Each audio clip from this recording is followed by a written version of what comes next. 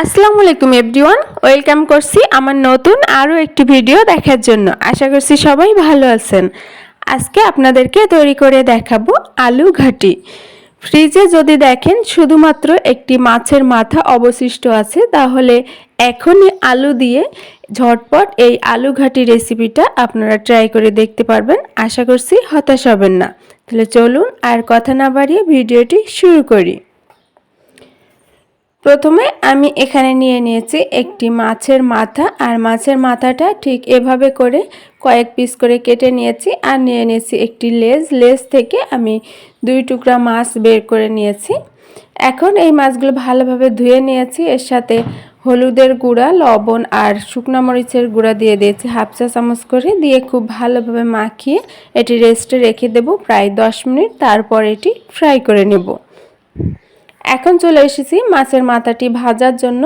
এখানে একটি কথা বলে রাখি, আপনারা শুধুমাত্র মাছের মাথা দিয়েও করতে পারবেন, তবে আলু ঘাটিটা মূলত মাছ দিয়েই করা হয়, তাই আমি এখানে কয়েক পিস মাছ দেওয়ার চেষ্টা করেছি।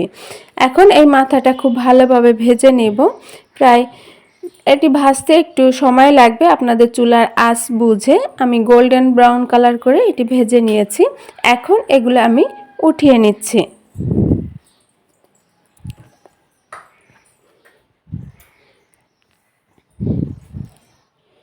মাছগুলো সব উঠিয়ে নেওয়া হয়ে গিয়েছে। এখন অন্য একটি প্যানে আমি এখানে দিয়ে দিচ্ছি 2 টেবিল চামচের মতো সয়াবিন তেল, আর সাথে দিয়ে দিচ্ছি হাফ কাপ পরিমাণ পেঁয়াজ কুচি। পেঁয়াজটা নরম হয়ে আসলে এখানে আমি দিয়ে দিব 1 চা চামচ আদা বাটা আর 1 চা চামচ রসুন বাটা। দিয়ে এর কাঁচা গন্ধটা চলে যাওয়ার পরে এখানে আমি দিয়ে দিব 3টা টমেটো কুচি। এই টমেটোটা পুরোপুরি অপশনাল, আপনাদের ঘরে থাকলে দিয়ে দেবেন, না থাকলে স্কিপ করবেন। টমেটোটা দিয়ে খুব ভালোভাবে নেড়ে চেড়ে তারপর এখানে দিয়ে দিচ্ছি স্বাদ মতো লবণ, আমি হাফ চা চামচ দিয়ে নিয়েছি। আর দিয়ে দিচ্ছি হাফ চা চামচ হলুদের গুঁড়া, সাথে দিয়ে নিচ্ছি হাফ চা চামচ ভাজা জিরার গুঁড়া, আর দিয়ে দিচ্ছি 5টা কাঁচামরিচ শুধুমাত্র ফ্লেভারের জন্য। আর দিয়ে দিচ্ছি এখানে ঝালের জন্য হাফ চা চামচ শুকনো মরিচের গুঁড়া। অল্প একটু পানি দিয়ে এই মশলাটা খুব ভালোভাবে কষিয়ে নিতে হবে, যাতে তেল আর মশলাটা সেপারেট বা আলাদা হয়ে যায়। তেল মশলাটা আলাদা হয়ে গিয়েছে আর এদিকে টমেটোটাও সিদ্ধ হয়ে গিয়েছে। এই পর্যায়ে আমি এখন দিয়ে দিচ্ছি ভেজে রাখা মাছগুলো। এই মাছগুলো আমি আলাদাভাবে রান্না করে নিচ্ছি, এতে করে খেতে অনেক বেশি ভালো লাগবে। আপনারা চাইলে একসাথেও রান্না করে নিতে পারেন।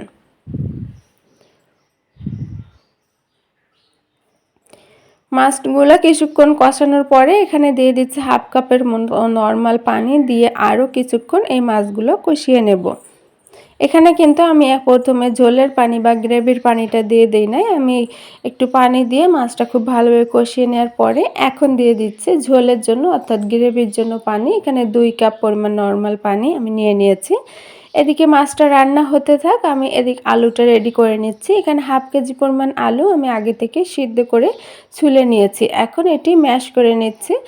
এমনভাবে ম্যাশ করে নিতে হবে একেবারেই যেন মিহি পেস্ট না হয়ে যায়, কিছু দানা দানা অংশ থাকে, এমনভাবে পেস্ট করে আমি নিয়ে নিয়েছি। এখন এখানে পানি দিয়ে দিচ্ছি প্রায় 2 কাপের মতো নর্মাল পানি দিয়ে এটি পেস্ট করে এক সাইডে রেখে দেব।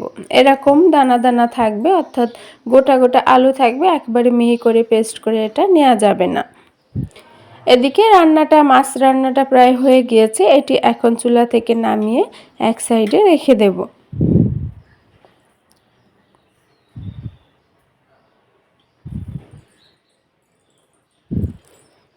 চলে এসেছি আলু ঘাটি রান্না করার জন্য। এখানে প্যানে তেল দিয়ে দিচ্ছি প্রায় 3 টেবিল চামচের মতো সয়াবিন তেল। যারা সরিষার তেল ইউজ করেন তারা এখানে সরিষার তেলটা দিয়ে নেবেন। তেল গরম হয়ে গেলে এখানে দিয়ে দিচ্ছি হাফ কাপ পরিমাণ পেঁয়াজ কুচি, আর সাথে দিয়ে দিচ্ছি 3টি তেজপাতা। গরম মশলার জন্য তেজপাতা, দারচিনি, এলাচ এগুলাই ব্যবহার করেছি। 3 টুকরা দারচিনি আর 4টি এলাচ আমি থেতো করে নিয়েছি, এতে করে এর সুঘ্রাণটা বের হয়ে আসবে। দিয়ে ভালোভাবে পেঁয়াজের টা নরম হয়ে আসা পর্যন্ত কষিয়ে নেওয়ার পরে এখানে দিয়ে দিচ্ছি 1 চা চামচ আদা বাটা আর 1 চা চামচ রসুন বাটা দিয়ে এর কাঁচা গন্ধটা চলে যাওয়ার পরে এখানে আমি দিয়ে দিব অল্প একটু পানি, এতে করে গুঁড়া মশলাগুলো দিলে পুড়ে যাবে না। এখন দিয়ে দিচ্ছি স্বাদ মতো লবণ, এখানে হাফ চা চামচ নিয়েছি। দিয়ে দিচ্ছি হলুদের গুঁড়া হাফ চা চামচ আর হাফ চা চামচ দিয়ে দিচ্ছি লাল মরিচের গুঁড়া। এখন দিয়ে দিচ্ছি কোয়ার্টার চা চামচ অর্থাৎ 1 চা চামচের 4 ভাগের 1 ভাগ ধনিয়ার গুঁড়া আর 4 ভাগের 1 ভাগ ভাজা জিরার গুঁড়া দিয়ে অল্প একটু পানি দিয়ে এই মশলাটা খুব ভালোভাবে কষিয়ে নিচ্ছি। এর কাঁচা গন্ধটা চলে যেয়ে মশলা আর তেলটা আলাদা হয়ে যাওয়ার জন্য।